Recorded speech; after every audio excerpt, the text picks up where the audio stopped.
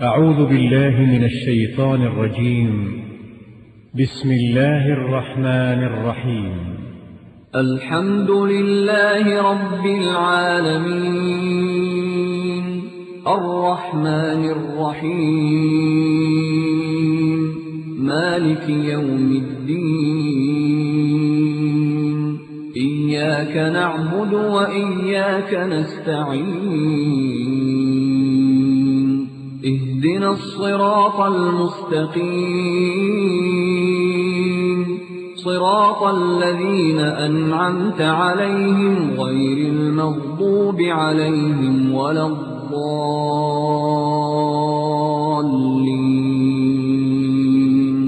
بسم الله الرحمن الرحيم. ألف لام ميم. ذلك الكتاب لا ريب فيه هدى للمتقين الذين يؤمنون بالغيب ويقيمون الصلاة ومما رزقناهم ينفقون.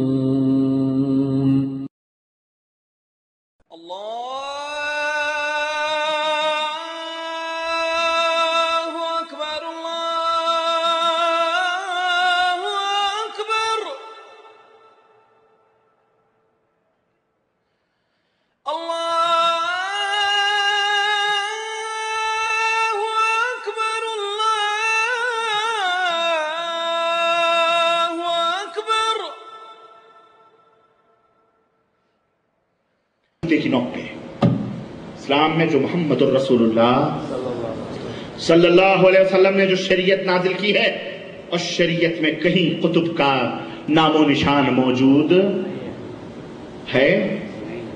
فاتو برہانکم ان کنتم صادقین، اگر سچے ہو تو دلیل پیش کرو. ان ہی اسماء سمیتموها انتم وآباؤکم ما انزل اللہ بها من سلطان، یہ وہ نام ہے جس کو تم نے اور تمہارے باپ داداؤں نے دیے ہیں، اللہ نے اس کے اوپر کوئی دلیل اتاری نہیں. سنو، آؤ ذرا اب ہم وہ ملفوظات اعلیٰ حضرت کھولتے ہیں. یہ کتاب ہے، میرے گھر کی نہیں ہے، یہ گھر ہے قادری مشن نزد نو محلہ مسجد بریلی یو پی. چند واقعات میں آپ کی خدمت میں رکھوں گا، زیادہ نہیں. کس طرح سے امت کو لوٹا گیا اور امت کو گمراہیت کے دلدلوں میں ڈالا گیا. میرے عزیزوں، میرے بھائیوں، میں آپ کو کہاں تک لے کے چلوں اور کیا کیا میں آپ کو بتاؤں.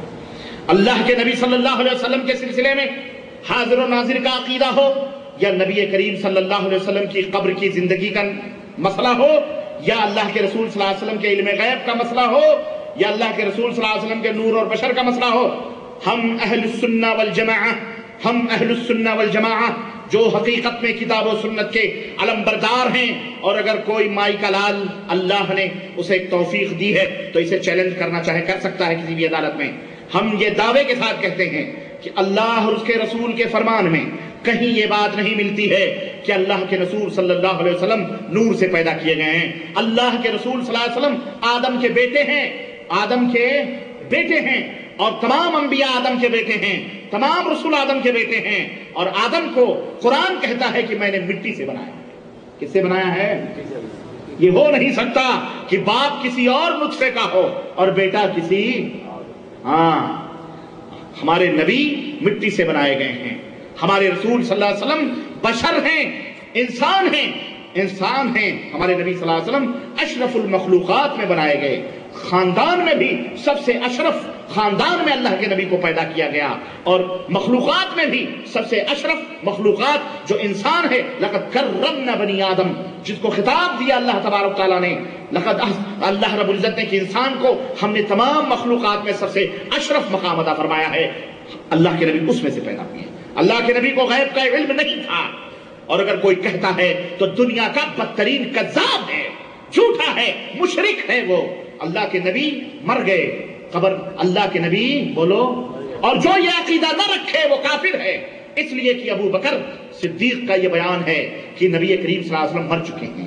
حضرت عمر کا بیان ہے کہ نبی مر چکے ہیں. عثمان غنی کا عقیدہ ہے کہ نبی مر چکے ہیں.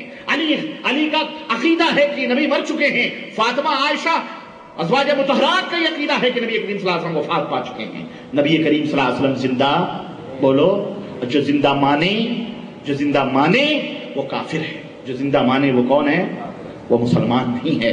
دلیلیں اگر کہتا ہے کہ جو زندہ نہ مانے وہ کافر، تو کہہ دو تو پہلا کافر کیوں؟ ابو بکر کہہ رہے ہیں کہ اللہ کے نبی مر چکے ہیں، اور ابو بکر کافر ہو سکتے ہیں؟ جو ابو بکر کو کافر مانے ہم اسے مسلمان ماننے کے لیے تیار نہیں۔ یہ بات اچھی طرح سے نوٹ کر لیا جائے، واضح کر لیا جائے، تاکہ یہ کوئی لاگ لپیٹ والی بات نہیں ہے، یہ وہ عقیدے ہیں جو کھلم کھلا ہیں ہمارے سامنے۔ میرے عزیزوں، میرے بھائیوں، آئیے ہمارے یہاں جو گونگی بہری ملفوظات اعلیٰ حضرت کے حوالے سے میں چند عقائد کا آپ کی خدمت میں ذکر کروں، اور ایک بات اور بتاؤں، بعض گمراہ مولوی سعودی عربیہ میں بھی بیٹھے ہوئے نیشنلٹی یافتہ لوگ ہیں، لیکن دل جہنم ہے۔ دل کیا ہے ان کا؟ ہاں، اپنے آپ کو سعودی نیشنلٹی کہتے ہیں، ہمارے ملکوں کے ہیں، بر صغیر ہی کے ہیں، لیکن دل جہنم ہے۔ دل میں کفر اور نفاق چھپا کر ادھر ادھر گندگیوں کے جراثیم بانٹتے ہیں، اور جب ہم بدعقیدگیوں کا اظہار کرتے ہیں، کہتے ہیں دیکھو تمہاری کتابوں میں یہ گندگیاں بدعقیدگیاں ہیں، تو کہتے ہیں یہ کرامتیں ہیں۔ یہ کیا ہیں؟ یہ تو قصے ہیں، یہ عقیدہ تھوڑی ہوتے ہیں۔ کیا ہیں یہ؟ بڑے حسن سے یہ قصے، اور تم جیسے لوگ بیٹھ کے ہاں حضرت بھی کرتے ہو، کیونکہ اس کیسٹ میں ایسے لوگوں کی آوازیں آ رہی ہیں اور گمراہ کر دیتے ہیں۔ ان سے کہو اعلیٰ حضرت قصے عقیدہ نہیں بنتے، تو پھر ان قصوں کو بیان کرنے کا فائدہ کیا؟ کہتے ہیں اس لیے بیان کیے جاتے ہیں تاکہ قرآن میں بھی قصے بیان ہوئے ہیں، قرآن میں بھی۔ تو حضرت جی نے اپنی فضائلوں میں جو قصے بیان کیے ہیں، اسی لیے بیان کیے ہیں کہ قرآن میں بھی قصے بیان کیے ہیں، تو قصے بیان کرنے سے لوگوں کا دل راغب ہوتا اللہ کی طرف۔ تو ان سے کہو تو جب قرآن نے بیان کیا، ان کا جواب دو کہ جب قرآن میں اللہ نے قصے بیان کیے ہیں، تو حضرت جی آپ وہ قصے کیوں نہیں بیان کرتے؟ آپ اپنے من سے گڑھ کر کے یہ گندی گندی کہانیاں کیوں لکھتے ہو؟ کیوں لکھتے ہو بھائی؟ کیا قرآن نے ایسی گندی گندی کہانیاں لکھی ہیں؟ بولو، کیا قرآن نے لکھا ہے کہ اللہ کے نبی مر کے، یا حضرت آدم مر گئے، حضرت نوح مر گئے، اڑ کر کے آ کر کے بعد والوں کی مدد کرتے تھے؟ بولو، تو کیوں لکھتا ہے محدث؟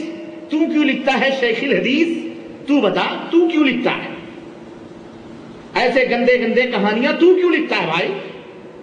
اور قرآن کا اپنی گندی کہانیوں سے مقابلہ کر رہا ہے۔ تو پھر تو فلم کی اسٹوریاں لکھنے والے بھی یہی کہیں گے کہ ہم فلمیں بنا رہے ہیں، بس فرق یہی ہے تصویریں بیچ رہے ہیں، بس کہانیاں تو اللہ نے بھی بیان کی، ہم بھی کہانیاں بناتے ہیں، افسانے لکھنے والے بھی کہانیاں لکھتے ہیں، ہے کہ نہیں؟ پھر ان کے لیے تو وجہ جواز بن گیا محدث صاحب کا یہ فرمانا۔ تو ایسے ایسے گندے قسم کے مولوی بھی یہاں گھوم رہے ہیں، چونکہ وہ بچے اس لیے ہیں کہ وہ سعودی نیشنلٹی یافتہ ہیں، ان سے ذرا سا بچ کے، اور اللہ کرے کبھی مڈبھیڑ ہو تو میں ان کی ناک پکڑ کے ذرا اینٹھوں، ان کا دماغ صحیح کروں، کہ وہی حضرت نعیم والا واقعہ میں بیان کروں کہ حضرت عمر کو قتل کرنے حضرت عمر نبی صلی اللہ علیہ وسلم کو قتل کرنے جا رہے تھے نا، تو حضرت کون سے صحابی؟ حضرت نعیم تھے، راستے میں مل گئے، انہوں نے کہا کہاں جا رہے ہو؟ کہا محمد کو قتل کرنے جا رہے ہیں صلی اللہ علیہ وسلم۔ سمجھ گئے کہ یہ بڑا جلادی آدمی ہے، نبی کو قتل کر دے گا۔ تو کیا کہا انہوں نے؟ کہا تم محمد کو قتل کرنے جا رہے ہو، تم نے اپنے گھر کی خبر لی ہے؟ کہا کیا ہوا؟ کہا تمہارے گھر میں تمہارے بہن اور بہنوئی مسلمان ہو چکے ہیں، تمہارے بہن اور بہنوئی، بولو، مسلمان ہو چکے ہیں۔ یہ عمر مارے غصے کے پھر گئے نا، اللہ کو ہدایت دینا تھی اس لیے پھر گئے، ورنہ آج کل کا یہ اسی مکے کا واقعہ ہے۔ کہاں کا واقعہ ہے یہ؟ اور اسی مکے کے اندر یہ بیٹھا ہوا خناس ہے جو اس طرح کی گندی باتیں کرتا ہے۔ اس کی کیسٹیں میں نے ایک دو سنی ہیں، میرے پاس آتی ہیں، آپ جیسے لوگ دے دیتے ہیں کہ رفاعی صاحب اس کا جواب دو، میں اس کا جواب کیا دوں؟ چاہیے کہتا ہے کرامتیں عقیدہ نہیں ہو سکتی ہیں، اور اسی کیسٹ میں میں اور تمہیں بھی بتاؤں، مسلمانوں تمہیں بھی بتاؤں کہ اس مولوی سے کہو کہ تیری بہن اور تیرے بہنوئی مسلمان ہو چکے ہیں مکے میں۔ نہیں سمجھ آئی؟ ہاں نہیں سمجھ آئی۔ میری بہن ام حمزہ مکے کے اندر سعودی نیشنلٹی، اسی مولوی کی عبد الحفیظ مکی نام ہے اس کا، کیا نام ہے اس کا؟ سنو، عبد الحفیظ مکی اس کی بہن ہے، سگی بہن ہے، اس کی سگی بہن، اور سفیان بھائی سگے بہنوئی ہیں. یہ دونوں مسلمان ہو چکے ہیں. یہ دونوں کیا ہو چکے ہیں؟ مسلمان ہو چکے ہیں. یہ جب بات کرے تو اس سے کہو تو دنیا کے گمراہ کرتا پھر رہا ہے اور تیرے گھر میں تیری بہن تیرے بہنوئی مسلمان ہو چکے ہیں. تو ربانی کو سدھارنے کی بات کر رہا ہے. اللہ نے تیرے گھر میں چراغ جلا دیے ہیں، تو انہیں تو سدھار لے پہلے. اور وہ میری بہن وہی عبدالحفیظ کی بہن میری بہن، کیونکہ ہماری اسلامی بہن ہے کہ نہیں ہے. وہ مس فلے میں اس کی دکان ہے. آپ کو میں ایڈریس بھی بتاؤں، جاؤ دیکھو، داڑھی بیچارے پاکستان کے ملتان سرحد کے ہیں لوگ. ہاں بالکل انڈین ایمبیسی جو نہیں ہے دواخانہ مکے میں، اس کے جسٹ سامنے کپڑے کی دکان ہے. اس پہ لکھا مؤسسۃ ام حمزہ کی دکان. وہ صحیح راہوں پہ آ چکی ہے. ان کے ناکوں میں اس نے دم کیا ہوا ہے. کیا کہتی ہے؟ بلاؤں ربانی کو، مناظرہ کرو. بھاگتا بلکتا ہے، ادھر ادھر جا کے ڈبری چنڈے کرتا، مانگتا ہے بیچارہ. سعودی نشنل کیوں؟ کیا کہنے کا مسئلہ یہی، کہنے کا مطلب یہ کہ انشاءاللہ زندگی رہی تو کبھی ملاقات ہو جائے گی، اسی گھر میں ہوگی. اس کی ماں بھی. یہ بھی بتاؤ، 4 مہینے پہلے میرے پاس گفٹ آئے ہدیے کپڑے کی. ام حمزہ کی والدہ، انہوں نے فجر کے بعد ٹیلی فون کیا، ربانی صاحب خیریت سے؟ میں نے جی آپ کے لیے میں ہدیہ بھیجی ہوں، ملا. میں نے کہا کہ شاید میرے پاس اطلاع آئی ہے کہ کوئی ہدیہ مکے سے آیا ہے. بولے میں ام حمزہ کی اماں بول رہی ہوں، اللہ نے مجھے بھی ہدایت دے دی اور میں بھی اہل حدیث ہو گئی. اللہ گھر میں تبدیلیاں آ رہی ہیں اور یہ باہر پھنکتا پھر رہا ہے زکریا صاحب کے نام لے کر کے. حضرت نے ان کی وکالتیں کر رہا ہے. زکریا صاحب جو مر گئے، فضائل اعمال لکھنے والے، ان کی وکالتیں کر رہا ہے.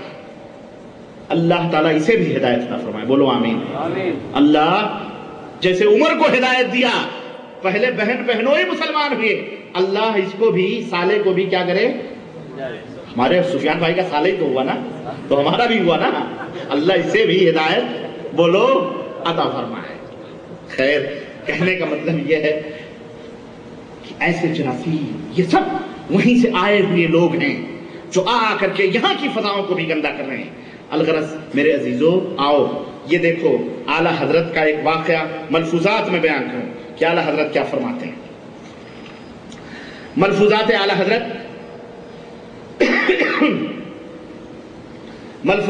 حضرت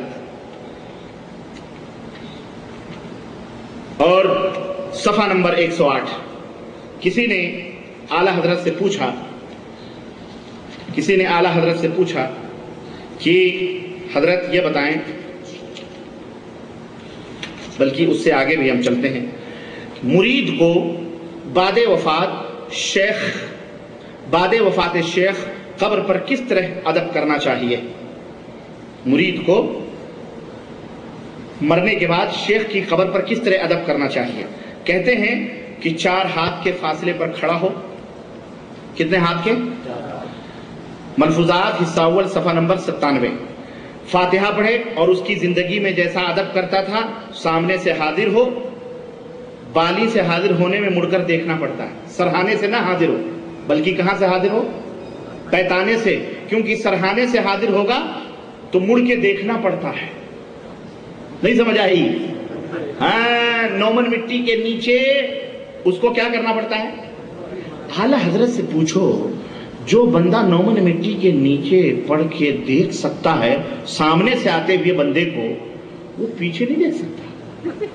یہ نومن مٹی اسے دیوار نہیں بن پاتی، یہ تھوڑا سا ایک پیچھے سے آنا یہ دیوار بن جاتا ہے. عجیب عقل ہے. دیکھیں کیونکہ کہتے ہیں سامنے سے آئے، سامنے سے دیکھتا ہے، پیچھے سے آئے گا سرہانے کی طرف سے تو مڑ کے دیکھنا پڑتا. مڑ کے کیا عقل ہے. دیکھیں یہ فلسفہ ہے بھائی. سنیے، اس سلسلے میں کہتے ہیں کہ ایک بزرگ کا انتقال، اب دلیل بھی چاہیے نا، اس دعوے کے لیے دلیل بھی چاہیے. تو دلیل کیا دیتے ہیں؟ دلیل دیتے ہیں کہ ان کی صاحبزادی روزانہ قبر پر حاضر ہوتی. ایک بزرگ کا انتقال ہوا اور تلاوت کیا کرتی. کچھ مدت گزرنے کے بعد وہ جوش جاتا رہا. ایک روز حاضر نہ ہوئی تو رات کو خواب میں تشریف لائے. فرمایا ایسا نہ کرو، آؤ اور میرے سامنے کھڑی رہا کرو، یہاں تک کہ تمہیں جی بھر کے میں دیکھ لیا کروں. پھر میرے لیے دعائے رحمت کرو اور پھر چلی جاؤ. رحمت آ کر مجھ میں اور تم میں حجاب ہو جائے گی. ہاں تو یہ دلیل ہے اس بات کی، میرے سامنے آیا کرو اور کھڑی رہا کرو تاکہ میں تمہیں جی بھر کے دیکھ لیا کروں. تو 9 من مٹی کے نیچے بھی بابا بزرگ جو ہیں بیٹھ کر کے کیا کرتے ہیں، وہ دیکھتے ہیں بیٹی کو. بیوی کو بھی لانا چاہیے. ہاں ان سے تو اور قربت ہوگی نا. کل کو کہیں گے کھود کے اندر ہی ڈھکیل دو یا روزانہ پاسنگ بنا دو. بھائی آیا کریں جایا کریں. جب اندر پورا دیکھ رہے ہیں تو پھر آنے جانے میں کیا مذائقہ ہے؟ بیٹی کو باہر سے دیکھ رہے ہیں، بیوی کو اندر سے دیکھ لیں. استغفر اللہ. کہتے ہیں ایک بیوی نے مرنے کے بعد خواب میں اپنے لڑکے سے فرمایا میرا کفن ایسا خراب ہے کہ مجھے اپنے ساتھیوں میں جاتے ہوئے شرم آتی ہے. او وہاں بھی پکنک من رہے ہیں، وہاں بھی جناب عالی دعوتیں چل رہی ہیں، برتھ ڈے کے ٹھمکائے جا رہی ہیں. بیوی نے کہا مجھے اپنے ساتھیوں میں جاتے ہوئے شرم آتی ہے. اللہ سے ذرا، اللہ کے لیے مسلمانوں ہنسنے کی بات نہیں ہے، ذرا سوچو یہ آخرت کا مذاق نہیں ہے تو کیا ہے؟ اگر بندہ جنتی ہے تو ہمارے نبی نے فرمایا ہے کہ جنت کی کھڑکی کھول دی جاتی ہے کہ نہیں؟ اور فرشتے کہتے ہیں اے اللہ کے بندے سو جا جیسے کوئی دلہن سوتی ہے. اب ایسے جنتی کا کفن میلا ہو سکتا ہے؟ پرانا ہوگا؟ اللہ تو جنت کے لباس میں عطا فرمائے گا، خوشبو جنت کی کھڑکی. ان کے لیے پرانے کپڑے کے سنیے ذرا، انہیں میڈیم دنیا کے کپڑے چاہیے. سنیے استغفر اللہ. کہتے ہیں مجھے جاتے ہوئے شرم آتی ہے، اور سن پرسوں فلاں آدمی آنے والا ہے، اس کے کفن میں اچھے کپڑے کا کفن رکھ دینا. اس کو یہ بھی نیچے سے خبر دے رہی فلانا مرنے والا ہے، آئے گا فلانا. استغفر اللہ. کیا بلا ہے مسلمانوں؟ یہ ملفوظات اعلی حضرت ہے. اور یہی واقعہ اللہ کی قسم جاؤ دیکھو حضرت زکریا صاحب نے بھی اپنی کتاب فضائل اعمال میں لکھا ہے. واللہ بالکل سیم یہی واقعہ لکھا ہے، یہی واقعہ. اب میں حیران و شزدر ہوں. حنفی ہونے میں تو کوئی شک نہیں ہے، لیکن اور قادری چشتی نقشبندی ہونے میں بھی کوئی شک نہیں. تو کیوں آخر یہ فاصلے ہیں؟ کیوں یہ ہے نا؟ وہ کسی شاعر نے کہا تھا ہمارے زمانے میں ایک وزیر اعظم ہوا تھا، اس کا نام کیا تھا؟ بنیا کا، جس نے جو پیشاب پیتا تھا. مرار جی دیسائی مر گیا لعنتی جہنم. اللہ تعالیٰ اسے جہنمیوں کے پیشاب پلا رہا ہوگا خبیث کو، جو دنیا میں کہتا تھا سب پیشاب پیو، پیشاب سے صحت ہوتی. اس کی بھی بنیے کی مت ماری گئی مردود کی. اس نے کہا پیشاب پیو. دلی کے لال قلعے میں 26 جنوری کو مشاعرہ ہوتا ہے یا 15 اگست کو مشاعرہ ہوتا ہے. 15 اگست کو مشاعرہ ہوتا ہے. اس مشاعرے میں کوئی سرفرے شاعر تو جانتے ہیں، شاعروں کی تو بات ہی الگ ہے، نہ جانے کیا کیا کہتے ہیں. مرار جی دیسائی وزیر اعظم تھے اور ان کی صدارت میں مشاعرہ ہو رہا تھا لال قلعے 15 اگست کو. اس نے کیا کہا؟ اس نے شعر کہا. اس نے تو شعر کہا کہ محترم وزیر اعظم جی کا مشورہ ہے کہ لوگ پیشاب پئیں، اس پر چند اشعار جو ہے سماعت فرمائیے. اس نے کہا کہ مشورہ ہے کہ سب، مجھے پورا یاد نہیں رہا لیکن ایک شعر یاد ہے کہ مشورہ یہ ہے کہ سب اپنا اپنا پئیں. مشورہ یہ ہے کہ وہ کہتا ہے روزانہ صبح اٹھ کے گلاس میں مود کے پیا کرو اپنا اپنا پیشاب. میں خود پیتا ہوں، مراد جی دیسائی کہتا تھا میں خود پیتا ہوں. تو کہتا ہے مشورہ یہ ہے کہ سب اپنا اپنا پئیں، لیکن میرے دوستو یہ تفریق، اس نے کہا مشورہ یہ ہے کہ سب اپنا اپنا پئیں، تو یہ تفریق اور یہ کیا ہے وہ ہاں یہ تعصب. جزاک اللہ خیر. اس نے کہا کہ میرے دوستو یہ تعصب، یہ تفریق کیوں دوستو؟ مشورہ یہ ہے کہ سب اپنا اپنا پئیں، لیکن یہ تعصب، یہ تفریق کیوں دوستو؟ تم ہمارا پیو ہم تمہارا پیئیں. آخر اکھنڈ بھارت ہے تو اکھنڈ بھارت میں یہ تعصب نہیں ہونا چاہیے کہ سب اپنا اپنا پئیں، تم ہمارا پیو ہم تمہارا پیئیں. بڑی تو بیانی اسی طرح سے یہ دیکھیں کہ کفن جا رہے ہیں آ رہے ہیں، پورا پارسل، پورا جناب علی کارگو کا سسٹم لگا ہوا ہے. فلانا آنے والا ہے، فلانا آنے والا ہے. اس کی وہ بیوی بتا رہی ہے اپنے صاحبزادے کو. چنانچہ اس نے کیا، مر گیا فلانا، ظاہر مر نہیں مر گیا، وہ مر گئے. پھر اس نے کپڑے وپڑے دیے. صبح جب ہوئی، کہتے ہیں صبح کو صاحبزادے نے اٹھ کر اس آدمی کو دریافت کیا تو معلوم ہوا کہ وہ بالکل تندرست ہے اور کوئی مرض اس کو نہیں ہے. جس دن دیکھا اس نے خواب نا، اس نے کہا نا وہ پرسوں آنے والا ہے 3 دن کے بعد، تو صبح اس کو تندرست تھا، کوئی مرض نہیں. تیسرے روز خبر ملی کہ اس کا انتقال ہو گیا ہے. میں سمجھتا ہوں کہ اس لڑکے نے اگر اسے بتا دیا ہوتا واللہ تو وہ پہلے اس کو مار ڈالتا ہے کہ نہیں، لیکن یہ چپ رہا بیچارہ، ورنہ یہ اس کو مار ڈالتا. کوئی بھی آپ ہم سے کبھی تو کل پرسوں مر جائے، کہیں گے ابے میں ماروں گا، یہ دیکھ کھٹا کھٹا تندرست، میرے من میں تجھے کیسے، اب وہ ضد کرے گا تو مار کھائے گا وہ. لیکن اس نے بتایا نہیں، اسی لیے یہ طاق میں لگا رہا. تیسرے دن وہ مر گیا بیچارہ. اگر بتا دیتا تو اس کا بھی بھلا ہوتا، غریب کا، کم سے کم توبہ تلہ کر لیتا، نماز وغیرہ پڑھ لیتا، لیکن وہ نہیں بتایا. بہرحال لڑکے نے فوراً نہایت عمدہ کفن سلوا کر، کفن بھی سلوائے جاتے ہیں. یہ دیکھو جھوٹ دیکھو، یہی سب پوائنٹس ہوتے ہیں.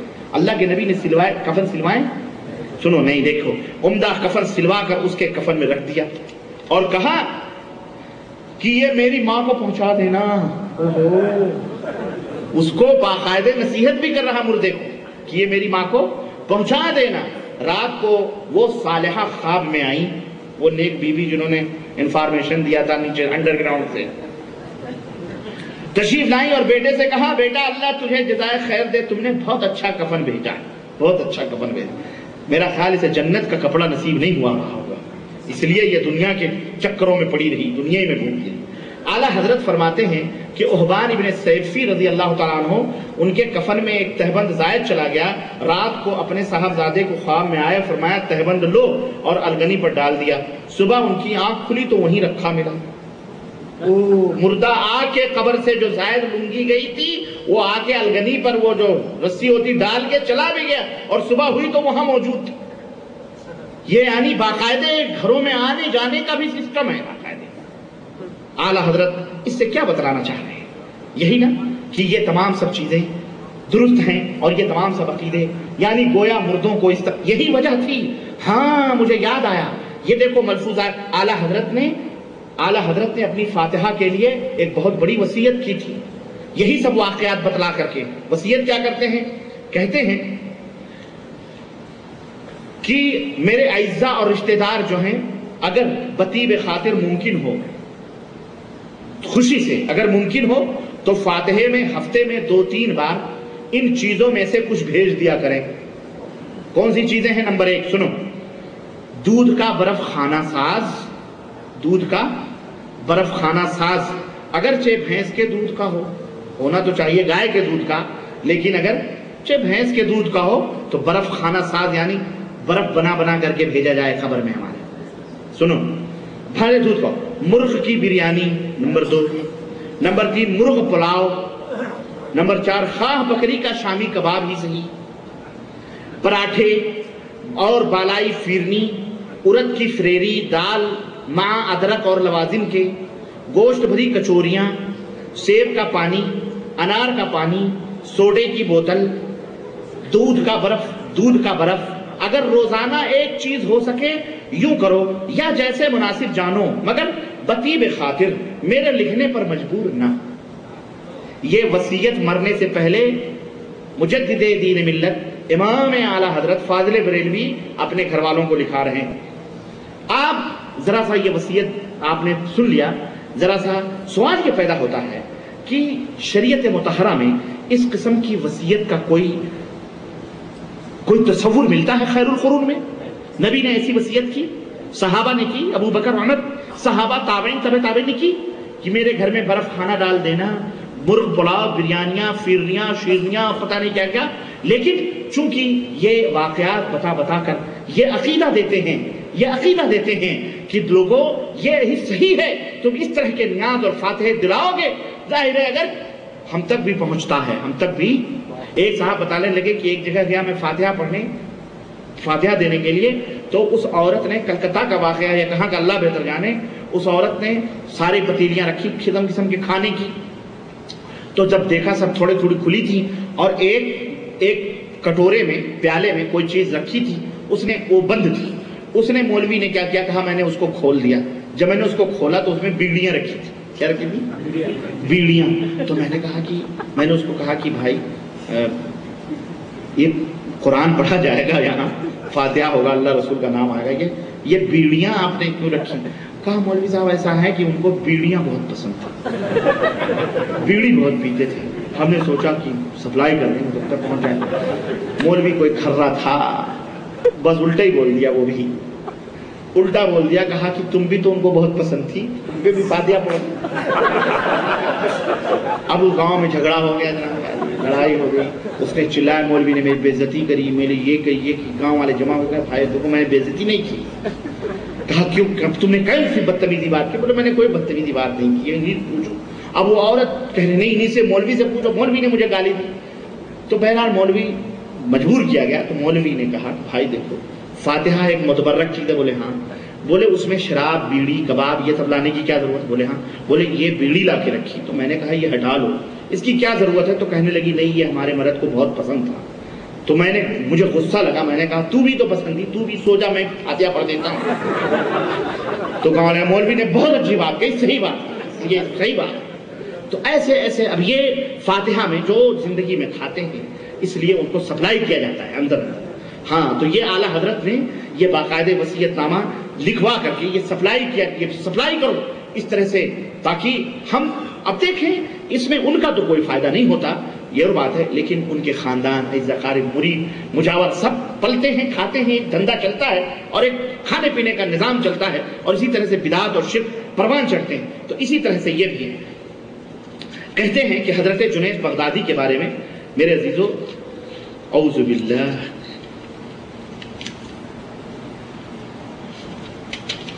کہتے ہیں کہ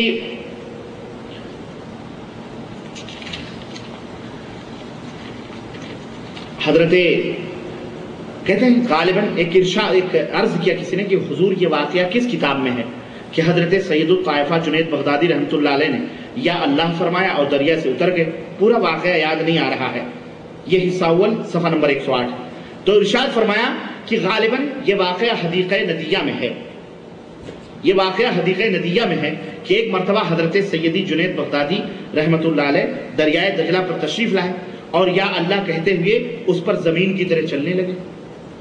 جنید بغدادی دریائے دجلہ پر یا اللہ یا اللہ یا اللہ کہتے ہوئے چلنے لگے جیسے زمین پر چلتے ہیں۔ بعد کو ایک شخص آیا، اسے بھی پار جانے کی ضرورت تھی، کشتی اس وقت موجود نہ تھی۔ جب اس نے حضرت کو جاتے ہوئے دیکھا تو اس نے عرض کی کہ حضور میں کس طرح سے آؤں، میں کس طرح سے آؤں، آپ تو ایسے ہی جا رہے ہیں۔ انہوں نے کہا یا جنید کہتا ہوا چلا، یا جنید کہتا چلا۔ اس نے یہی کہا اور دریا پر زمین کی طرح چلنے لگا، دریا پر زمین کی طرح چلنے لگا۔ جب بیچ دریا میں پہنچا تو شیطان لعین نے دل میں وسوسہ ڈالا۔ دل میں وسوسہ کیا ڈالا؟ کہ لوگ تو یا اللہ، حضرت تو خود یا اللہ کہیں اور مجھ سے یا جنید کہلوائیں، حضرت تو خود یا اللہ کہیں اور مجھ سے یا جنید کہلواتے ہیں، میں بھی یا اللہ کیوں نہ کہوں۔ چنانچہ اس نے بھی، اب بتائیں یہ بات شیطان دل میں ڈال سکتا ہے؟ وہ تو چاہتا ہی ہے کہ تو شرک کر، وہ یہ نہیں چاہتا کہ تو اللہ کو پکارے، تو اللہ کو۔ لیکن اعلیٰ حضرت کہہ رہے ہیں یہ شیطان لعین نے اس کے دل میں یہ بات ڈالی۔ اب اس نے کیا کیا؟ اس نے جھٹ سے یا اللہ کہا، اور جیسے ہی اس نے یا اللہ کہا فوراً غوطہ کھانے لگا، اندر ڈوب گیا۔ یا جنید کہہ رہا تھا تو صحیح جا رہا تھا، یا اللہ کہا تو کہاں گیا؟ ڈوب گیا۔ پکارا حضرت میں چلا، حضرت میں چلا، فرمایا وہی کہہ یا جنید۔ پھر اس نے یا جنید کہنا شروع کیا تو دریا پار ہوا۔ دریا پار ہونے کے بعد کہتا حضرت یہ کیا بات تھی کہ آپ اللہ کہیں تو پار ہوں اور میں یا اللہ کہوں تو غوطے کھاؤں، یہ کیا بات ہے؟ تو فرمایا ارے نادان، ابھی تو جنید تک پہنچا نہیں، اللہ تک کیسے پہنچ گیا؟ استغفر اللہ۔ مجھے بتاؤ مسلمانوں، یہ اہل سنت والجماعت کا عقیدہ ہے؟ میں ایک سنو، اور اسی کے اوپر کسی نے ان سے پوچھا، سنو، کہتے ہیں دو صحابہ اولیاء کرام تھے، ایک دریا کے اس کنارے رہتے تھے اور دوسرے دریا کے اس کنارے رہتے تھے، اور یہ واقعہ بھی فضائل اعمال میں موجود ہے، زکریا صاحب نے بھی اس کو لکھا ہے، سنیے۔ ان میں سے ایک صاحب نے اپنے ہاں کھیر پکوائی اور خادم سے کہا کہ تھوڑی ہمارے دوست کو بھی دے آؤ۔ خادم نے کہا کہ حضور راستے میں تو دریا پڑتا ہے، کیوں کیسے میں پار ہوں گا؟ کشتی وغیرہ تو ہے نہیں، نہ کوئی سامان ہے، تو میں کیسے اس پار جا کر کے آپ کے دوست کو دے کے آؤں گا؟ انہوں نے کہا کہ جا کے دریا کو کہنا کہ میں اس کے پاس سے آیا ہوں جو آج تک اپنی عورت کے پاس گیا ہی نہیں۔ خادم حیران تھا، یہ کیا معمہ ہے؟ اس واسطے کی حضرت تو ماشاءاللہ درجنوں اولاد تھے حضرت کے، یہ کیا معمہ ہے؟ وہ بیچارہ وہ بھی گھبرا گیا ہوگا، میں تو سمجھتا ہوں کہ یہ سب میرے سر تو آنے والا نہیں ہے سارا بھائی، یہ اولاد پھر کس کی ہے بھائی کہ وہ بابا کبھی باپ ماں کے پاس گیا ہی نہیں، بیوی کے پاس ہم کو یہ کہہ رہا ہے۔ المہم سنیے، کہتے ہیں یہ بڑوں کی باتیں ہماری سمجھ میں نہیں آتی۔ حضرت تو صاحب بہرحال تعمیل حکم ضروری تھی، دریا پہ گیا اور وہ پیغام جو حضرت نے دیا تھا اس نے بتلا دیا، اور فوراً راستہ دریا نے دے دیا۔ دریا خشک ہو گیا بھائی، اور اس کے اوپر جیسے پانی پہ زمین پہ جاتا ہے اسے چلا گیا۔ جب اس پار پہنچا، اس بزرگ کی خدمت میں کھیر پیش کی، انہوں نے خوب کھیر کھا لی، دبا لی پوری، اور فرمایا ہمارا سلام اپنے آقا سے کہہ دینا، ہمارا سلام اپنے آقا سے کہہ دینا۔ خادم نے کہا کہ سلام تو جب ہی کہوں گا جب دریا سے پار جاؤں گا، بیچ میں تو دریا ہے، کیسے جاؤں گا میں؟ فرمایا دریا پہ جا کے کہہ دے میں اس کے پاس سے آ رہا ہوں جس نے 30 برس سے آج تک کچھ کھایا نہ پیا، نہ کھایا نہ پیا۔ خادم ششو پنچ میں پڑ گیا، یہ عجیب بات ہے، ابھی تو پوری کھیر ہمارے سامنے حضرت نے کھائی ہے اور پوری پلیٹ ختم ہو گئی ہے، اور فرماتے ہیں کہ اتنی مدت سے 30 برس سے کچھ نہیں کھایا، مگر ادب کے لحاظ سے خاموش نہیں ہے نا۔ جیسا فرمایا تھا دریا کے پاس جا کے کہہ دیا، دریا نے پھر راستہ دے دیا۔ جب اپنے آقا کی خدمت پہنچا تو اس نے اس سے رہا نہیں گیا، کہا حضور یہ کیا معاملہ تھا؟ ہماری سمجھ میں تو کچھ بھی نہیں آ رہا کہ تو حضرت نے فرمایا یہ وہ معاملات تھے جو تو سمجھ نہیں پائے گا، اصل میں یہ معاملات ہم نے اپنی نفس کے لیے کچھ نہیں کیا، سب کچھ اللہ کے لیے کیا۔ دیکھیں آپ سنیے، کسی نے عرض کیا، سنو، وہی جسٹ اسی کے بعد کہتے ہیں کہ حضرت وہابیہ کی جماعت چھوڑ کر الگ نماز سکتا ہے؟ ارشاد فرمایا وہابیوں کی نماز نہ نماز ہے نہ ان کی جماعت ہے۔ عرض کیا کہ وہابیوں کی بنوائی ہوئی مسجد ہے یا نہیں؟ ارشاد فرمایا کفار کی مسجد مثل گھر کے۔ سمجھ آئی کہ نہیں آئی؟ جو ان کے عقیدے پہ رہے وہ یہ سب، اور جو اچھا میں اپنی بات ختم کرنا چاہ رہا ہوں کیونکہ باتیں تو بہت ہیں، لیکن یہ ہے امام احمد رضا اور تصوف، مولانا محمد مبارک پور اعظم گڑھ کی چھپی ہوئی، مولانا محمد مصباحی صاحب اس کتاب کے لکھنے والے۔ ایک واقعہ میں سنا کر میں آپ سے انصاف چاہتا ہوں کہ ذرا دیکھو یہ حضرت کیا فرما رہے ہیں۔ یہ کتاب چھپی ہوئی ہے المجمع الاسلامی مبارک پور اعظم گڑھ یوپی کی، صفحہ نمبر 98۔ کہتے ہیں کہ ایک واقعہ بنارس میں پیش آیا، جبکہ جس کے راوی اعلیٰ حضرت کے خادم خاص حاجی کفایت اللہ ہیں۔ فرماتے ہیں کہ ذرا غور سے سننا کہ اعلیٰ حضرت بنارس تشریف لے گئے۔ ایک دن دوپہر کو ایک جگہ دعوت تھی، میں ہمراہ تھا۔ واپسی میں تانگے والے سے فرمایا کہ فلاں طرف مندر کے سامنے سے ہوتے ہوئے چل، فلاں طرف مندر کے سامنے سے ہوتے ہوئے چل۔ مجھے حیرت ہوئی کہ اعلیٰ حضرت بنارس کب تشریف لائے؟ تو پہلی دفعہ آ رہے بھائی، کب تشریف لائے اور کیسے یہاں کی گلیوں سے واقف ہیں، اور پھر مندر کا نام انہوں نے کب سنا کہ فلاں مندر فلاں گلی بتا رہے ہیں وہاں سے ہوتے ہوئے چل۔ اسی حیرت میں تھا کہ تانگا مندر کے سامنے جا کر پہنچا تو دیکھا کہ ایک سادھو مندر سے نکلا اور تانگے کی طرف دوڑا۔ آپ نے تانگا رکوایا، اعلیٰ حضرت کو اس نے سلام کیا ادب سے، اور کان میں کچھ باتیں ہوئیں جو میری سمجھ سے باہر تھی۔ اعلیٰ حضرت کے کان میں اس سادھو نے کچھ باتیں کہیں، کہتے ہیں وہ میری سمجھ سے باہر تھی۔ پھر وہ سادھو مندر میں چلا گیا، ادھر تانگا بھی چل پڑا۔ تب میں نے عرض کی کہ حضور یہ کون تھے؟ یہ کون تھا؟ یہ پجاری کون تھا؟ فرمایا یہ ابدال وقت ہے۔ کون تھے یہ؟ ابدال ہے، ابدال، قطب ابدال ہو، یہ ابدال وقت ہے۔ ابدال مندر میں بیٹھ کر کیا کر رہا ہے؟ یہ سب تیری لیلا ہے، نصرت فتح علی یاد آ رہے ہیں واللہ بتلا رہا. شنکر کی بانسری بھی وہی، حرم کی اذان بھی وہی، مندر کے اندر جو سب وہی ہے نا. یہی تو ہے نا. میں نے کہا، کہتے ہیں میں نے کہا کہ حضرت یہ ابدال وقت ہے اور مندر میں؟ فرمایا آم کھائیے پتے نہ گنیے، آم کھائیے پتے. میرے بھائیوں، میں زیادہ نہیں کچھ کہنا چاہتا، آپ کا وقت میں زیادہ نہیں لینا چاہتا. میرا خیال ہے کہ ایک عقل مندوں کے لیے اشارہ کافی ہے. یہ وہ فرقہ ہے، یہ وہ جماعت ہے. کیا یہ جماعت اہل سنت والجماعت کہلانے کا حق رکھتی ہے؟ مجھے بتائیں، آپ بتاؤ ایمانداری سے. یا اسے مسلمان کہنے کا حق ہے کہلانے کا؟ آپ سوچیں کہ اس طرح کی بدعقیدگیاں اور اس سے بھی خطرناک جو موجود ہیں. ہمارے پاس ٹائم نہیں ہے، انشاءاللہ ہم پھر اس موضوع کو کسی اور ٹائم میں رکھ لیں گے. شاید ہمارا پروگرام اتوار کو انڈین ایمبیسی اسکول میں تھا، لیکن وہاں نہیں کر کے میں انشاءاللہ یہی رکھوں گا انشاءاللہ، اور اسی کو پورا کروں گا انشاءاللہ. یہی ملفوظات اعلیٰ حضرت انشاءاللہ ہمارا پروگرام رہے گا. یہ ادھورا نہیں سننا چاہیے، اس کو مکمل ہونا چاہیے. مکمل 2-3 گھنٹے بیٹھ کر انشاءاللہ، اور مزید تفصیلات موجود ہیں، بس صرف آپ کو مجھے بیان کرنا ہے انشاءاللہ تعالی. لیکن یہ وہ لوگ ہیں میرے بھائیوں جو اپنے آپ کو مسلک اعلیٰ حضرت کا دامن کانفرنس اور یہ وہ اپنے آپ کو رضوی، بریلوی، آپ جب سنی، حنفی ہر جگہ لکھتے ہیں. لیکن یہ وہ لوگ ہیں جو یہودیت، نصرانیت اور کفار سے پیدا شدہ لوگ ہیں جنہوں نے، اور یہ مولوی سب کرتے ہیں، عوام بیچارے غافل ہیں، ان کو کوئی پتہ نہیں. بہرحال اللہ عز و جل سے دعا ہے کہ اللہ تعالی ہمیں اور آپ کو نیک عمل کرنے کی توفیق عطا فرمائیں، اور پاک پروردگار ہم سب کو کتاب و سنت پہ چلنے کی توفیق عطا فرمائیں. آمین یا رب العالمین. وصلی اللہ علی نبینا محمد وعلی آلہ وصحبہ اجمعین. والسلام علیکم ورحمۃ اللہ وبرکاتہ. آپ لوگ تھوڑی دیر بیٹھے. مجلس کے آداب کے خلاف کہ بغیر مجلس کا اختتام کا اعلان کیے ہوئے آپ نکل جائیں.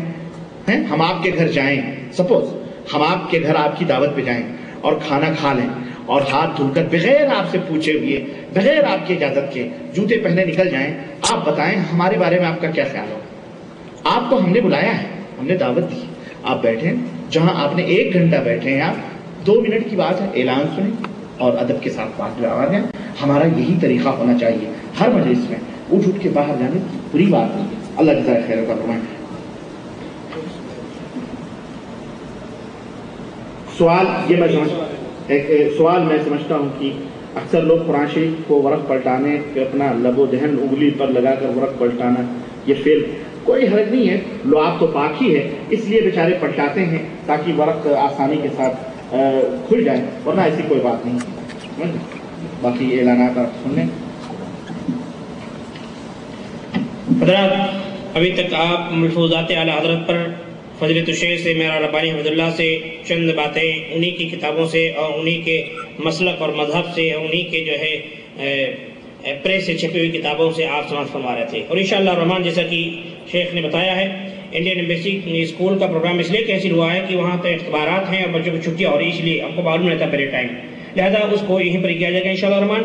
اور کل کا جو یہ 2 پروگرام جو اس ہفتے کے بہت اہم ہیں، بدنام مصلح، یہ درعیہ کے مکتب جالیات کے اندر ہوگا منگل کے دن انشاءاللہ الرحمن. اور آنے والے جمعرات کو جو بنت حوا کی پکار پر مدرسہ افرا بنت عبید انصاریہ میں ہونے والا تھا، کسی وجہ سے وہاں نہ ہو سکا ہے، بلکہ اس پروگرام کو ہم نے لوگوں کے جو ہے تجمع کے اعتبار سے، اکٹھا ہونے کے اعتبار سے ہم نے اس کو جو ہے منتقل کر دیا ہے ہارا کے اندر جو ہے. اور مسجد کا نام ہے جامع الغامدی، ہارا نزد گولڈ مارکیٹ، سنگل والی گلی کے. آپ لوگ جا چکے ہیں وہاں پر، جہاں گولڈ کی 4-5 دکانیں ہیں ہارے کے اندر، بالکل وہیں پر. اور یہ سمجھیے کہ مطعم محبوب وغیرہ جو ہے جس لائن میں ہے، اس کے بالکل اپوزٹ میں جو ہے گلی ہے اندر، جو سگنل رہتا ہے، سگنل والی مسجد کے قریب وہی ہے.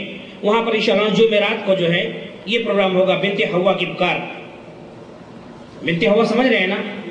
ہاں، ارے ہماری ماں اور بہنیں یہ سب بنت حوا میں آئی ہیں، تو ان کی پکار کیا ہے، ان کی صدا کیا ہے، ان کی ندا کیا ہے، یہ چاہتی کیا ہے، یہ انشاءاللہ تفصیل بتایا جائے گا. لہذا آپ سبھی حضرات سے گزارش ہے کہ اپنے فیملی والے جو حضرات ہیں، جن کے پاس فیملیاں نہیں ہیں اور جن کے دوست احباب میں، حلقہ احباب میں فیملیاں ہیں، ان کو بذریعہ ٹیلی فون اطلاع دیں. اور یہ اعلان جو بھی تقسیم کر رہے ہیں اس پر آپ پر ضروری ہے کہ ایک ریال آپ خرچ کریں، ایک پر 10 کاپیاں کر کے سب تقسیم کریں، اور خاص کر کے اگر اہل ہارا والے یہاں پر ہوں تو ان کے اوپر زیادہ یہ لازم آتا ہے کہ وہ اس اعلان کو زیادہ سے زیادہ ہارا کے گلی گلی میں تقسیم کریں۔ تو انشاءاللہ الرحمن ہمارا یہ پروگرام جو ہے بنت حوا کی پکار آنے والے جمعرات کو خیر وزارات کے اندر جامع الغامدی نزد گولڈ مارکیٹ سنگل والی گلی میں یہ ہوگا، لہذا آپ کے بیدار زیادہ سے زیادہ تعداد پہنچے اور ہماری ماں اور بہنوں کے لیے اچھا انتظام رہے گا۔ اللہ رب العالمین سے دعا گوں کہ جو کچھ کہا گیا ہے اور سنا گیا ہے اس پر عمل کرنے کی توفیق عطا فرمائے، اور جن فطروں کی نشاندہی کی گئی ان سے بچنے کی توفیق عطا فرمائے، آمین رب العالمین۔